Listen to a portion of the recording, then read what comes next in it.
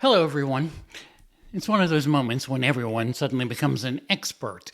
I'm talking about the shooting incident at the Hilton Hotel Saturday night, where the White House Correspondents Association was putting on its annual dinner, which is supposed to honor journalism and the First Amendment.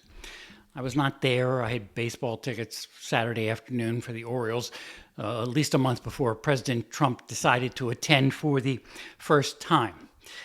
However, over my significant experience in Washington, I've been to the dinner at least a dozen times, including a couple where I paid for my own ticket as a member of the association. There's always going to have to be a first line of defense where the people manning it are the most direct in danger against someone who is determined. Now, that line held Saturday. The attacker just started running full speed to get past the security checkpoint, which was actually shut down, since everyone attending was already down in the ballroom. The several layers of security did work. The alleged gunman who was staying at the hotel gave him a bit of, a head start. But the system worked to protect the president, the vice president, and cabinet officers, as well as the media masses. And we should keep that in mind as changes are considered. Now on to Sunday morning. One thing I wanted to mention is the likelihood that Kevin Warsh, President Trump's choice to be the next chairman of the Federal Reserve, is going to get the Senate okay, it seems, and Jerome Powell will step down as chair.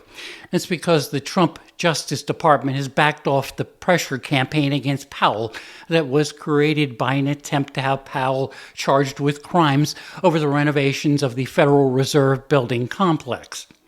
The charges seemed to be rather slim, and Powell might have been able to be cleared if there had been some kind of criminal trial.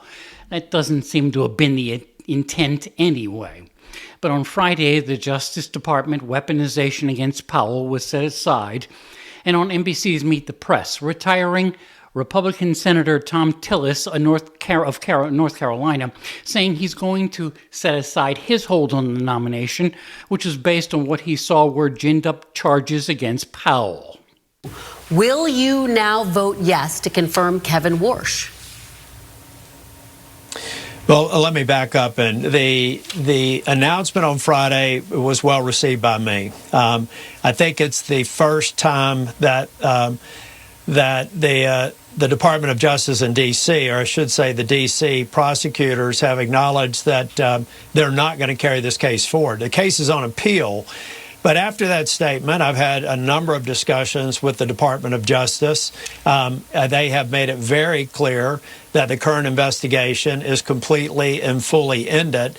Tillis taking a while to explain his position, but putting aside his concerns means the Warsh nomination is pretty much assured.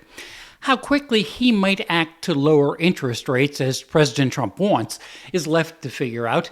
At his confirmation hearing, Warsh would not publicly commit to a big reduction. With Ear on the White House, I'm Bob Costantini.